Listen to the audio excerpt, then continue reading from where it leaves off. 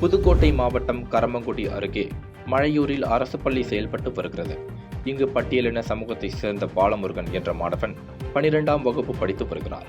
இந்த நிலையில் நேற்று பள்ளி முடிந்து மாலை வீட்டிற்கு செல்ல பேருந்து நிறுத்தத்தில் காத்திருந்த மாணவனை இருசக்கர வாகனத்தில் வந்த மாற்று சமூகத்தை சேர்ந்த கல்லூரி மாணவர்கள் 6 பேர் கடத்திச் சென்று கொடூரமாக தாக்கியதாக கூறப்படுகிறது.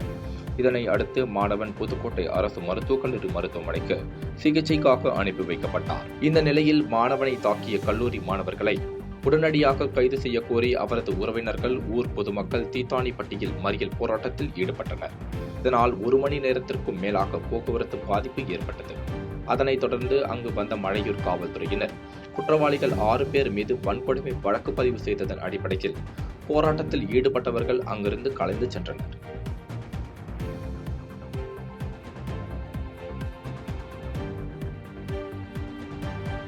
பாதகம் செய்பவரை கண்டால் நாம் பயங்கொள்ளலாகாது பாப்பா, மோதி மிதித்து விடு பாப்பா, அவர் முகத்தில் உமிழ்ந்து விடு பாப்பா.